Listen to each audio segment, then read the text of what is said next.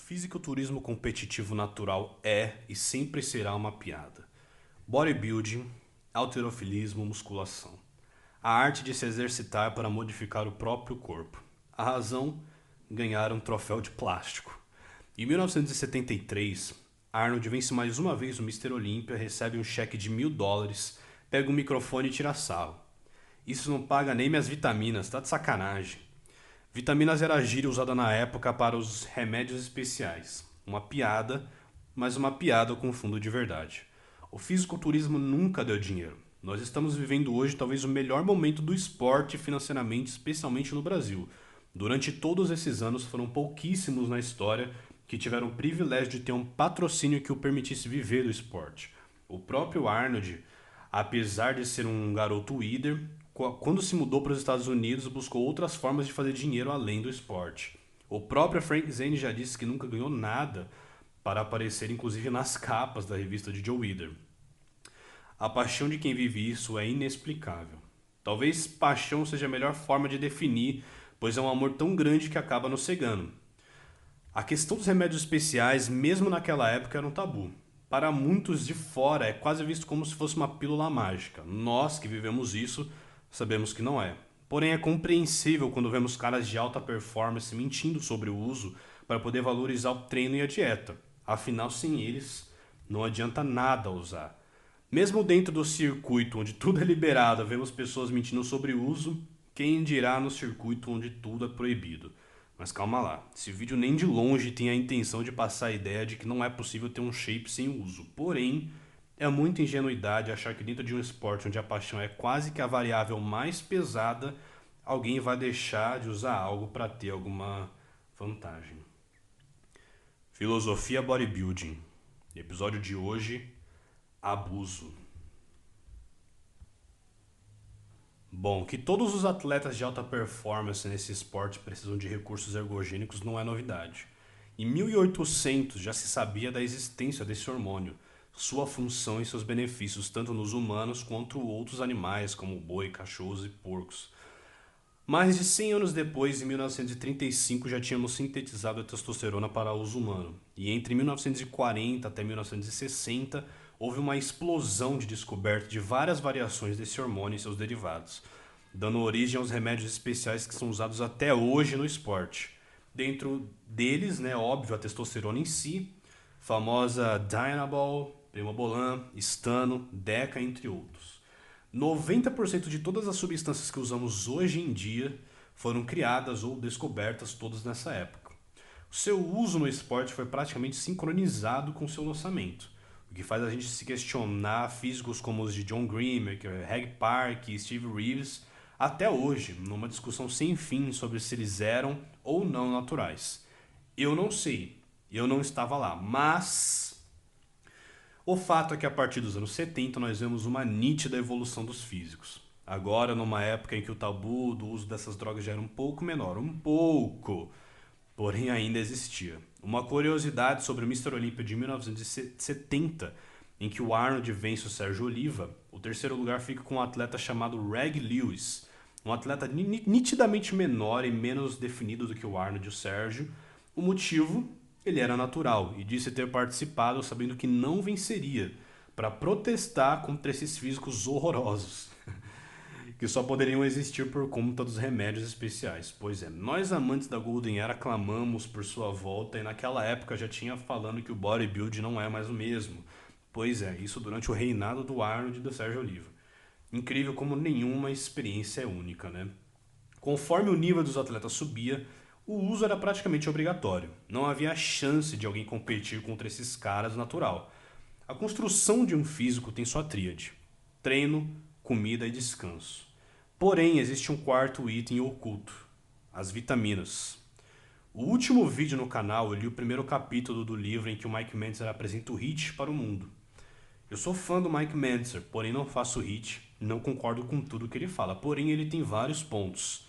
E um dos principais é o fato de que a ciência do treinamento, apesar de simples, é complexa.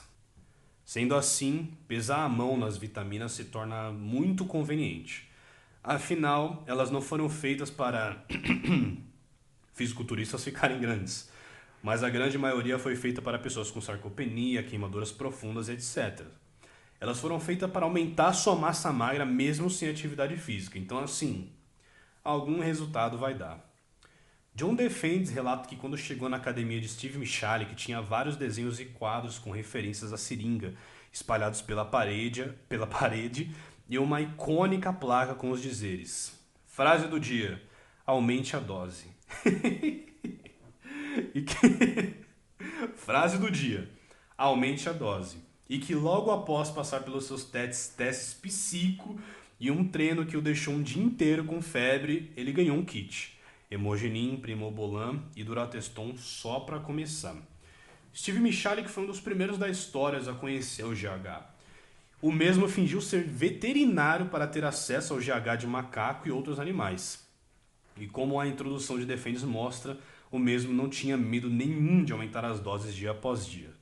Vamos combinar que para fazer de 70 a 100 séries por grupo muscular, praticamente todos os dias e ainda utilizando uma dieta de baixíssimo carbo, só com altas doses para segurar a recuperação, né? Bom, o GH não deu certo nessa época, né? Ele só foi começar a ser usado nos anos 90 com o que era para humano mesmo, né? Mas tá aí a curiosidade, ele foi o primeiro a saber que, bom, o GH alguma coisa dava, né? Mas tem que ser o de humano. O preço foi um tumor do tamanho de uma bola de beisebol em seu fígado. E junto ao trauma de ter sido atropelado por um caminhão antes do seu primeiro Olímpia, o abuso de substâncias, o mesmo entrou numa fossa de paranoia e depressão. Ele se tornou um religioso radical que dizia que quem usava iria direto pro colo do capeta. E aos 63 anos de idade ele tirou a própria vida. Nessa mesma época temos o relato de um camarada que mais do que treinar ele gostava de usar. De maneira ignorante por falta de conhecimento, no começo da sua carreira ele acreditava que quem mandava no processo inteiro eram as vitaminas. Pete Gronkowski foi para Venice nos anos 70 e por muito tempo morou em seu próprio carro para poder viver o lifestyle.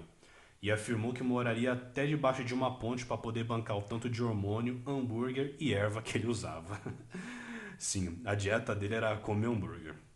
Em dias normais, Pete costumava usar cerca de 3 gramas de vitaminas por dia e usar um frasco inteiro de Stano ou Diana pré-treino. Era normal. Quando se aproximava das competições, Pete chegava até 10 gramas por dia. Sim, 10 gramas por dia. 70 gramas por semana. Pete, assim como Michalik, seguia a filosofia de usar o corpo como seu próprio laboratório. E apesar desse seu início meio confuso, meio ignorante, ele se tornou, segundo um dos atletas da época, como Ken Waller, um dos maiores especialistas em hormônios. Um dos precursores da prática de Blasting Cruise, onde ao invés do atleta fazer ciclos de 8 a 12 semanas, o mesmo alternava as doses simplesmente, usando altas doses em períodos de competição e baixas durante o resto do ano. Isso, segundo médicos que eram amigos do Pete na época, protegia o corpo e era muito mais saudável, entre aspas, do que ficar usando, parando. Além disso, o Pete ajudou esses médicos a testar vários medicamentos anti-estrogênio e aromatização, que na época ainda era uma área muito obscura. Ter uma ginecomastia nessa época era praticamente o encerramento da sua carreira, além de outros colaterais do excesso de testosterona. Pete está vivo até hoje e afirma que bebia suco de beterraba diariamente para proteger seus rins. Teve alguns problemas de coração, mas nada grave. Diz que o episódio mais assustador foi quando em uma viagem para uma competição terminou de tomar os shots, ele usou um vidro inteiro de Stano e seu corpo começou a ter espasmos involuntários, o corpo inteiro, deixando ele paranoico por alguns bons minutos, suando frio, achando que fosse morrer, mas nada aconteceu. Porém, além de Mr. Eastern America e Mr. América, não foi muito longe em sua carreira competitiva. E anos depois se tornou um grande empresário, sendo dono inclusive de uma Gold's Gym. Pois é. Bad Boy, um fisiculturista brasileiro, afirma já ter feito protocolos em que usava 10 ml por dia, além de mãos cheias de Dianabol e Hemogenin. E em seu auge chegou a usar 10 gramas por semana. Eu achei interessante trazer esses relatos, pois muitas pessoas duvidam dessas doses, porém depois de eu ter conhecimento desses caras old school, eu não duvido de nada, né? Pois a gente sabe Hoje que de fato, algumas pessoas vão passar perto de uma ampola de testosterona e já vão ter pressão alta, espinha, queda de cabelo, tudo que tem direito. Enquanto algumas vão usar 10 gramas por dia e não vão ter nenhum colateral a curto prazo. Genética é foda, meus amigos. No caso do nosso amigo Bad Boy, isso aconteceu em uma época em que, além das vitaminas padrão, a gente também já tinha o GH, Increlex, insulina e muito mais. Lembre-se que, além de T3, T4 e cafeína, não havia o uso usual de estimulantes e queimadores de gordura na Golden Era.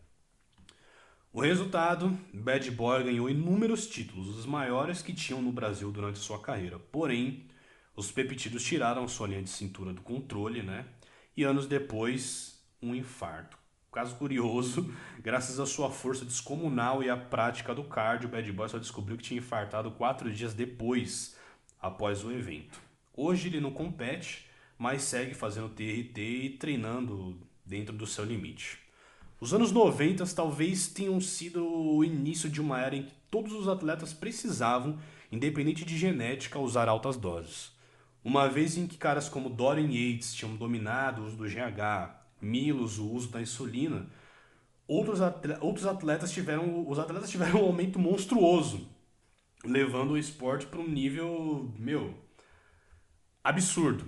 Geralmente, quando você está montando um protocolo, você diz que vai usar X miligramas disso, X miligramas daquilo, tal dia, né? Segunda, quarta, sexta e tal, para melhor segurança e controle do que vai acontecer. Uma história curiosa sobre Nasser El Sonbat, grande rival de Dorian Yates, é que ele calculava seu uso por ampolas.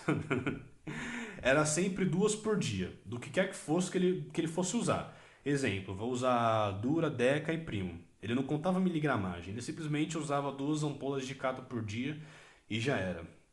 O Nasser ele vinha muito ao Brasil antes do 11 de setembro para buscar hormônios, né, em nossas farmácias, né? Aqui era legalizado e não precisava de receita. E vários brasileiros relatam que o mesmo tomava hemogeninho o dia inteiro, igual tic-tac e várias cartelas. Você acha que ele bebia água para descer tudo isso? Não. Refrigerante. Mirinda, segundo o Fred do treino pesado, inclusive. Mirinda de laranja.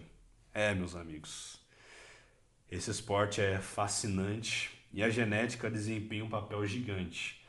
Se você pensa que pode reproduzir qualquer um desses exemplos aqui, pode ter certeza que muito provavelmente seu destino vai ser muita doença e pouquíssimo shape, né? E assim como eles, nenhum título de primeiro lugar de Olímpia. Pois é, diz aí se você já conheceu alguma dessas histórias, se você está precisando de suplementos que não vão te matar, como whey, pré-treino, creatina, passa na Heavy Subs, usa o cupom Pantera, se inscreve no canal, dá like, faz tudo aquilo lá que vocês já sabem que o negócio aqui dá trabalho.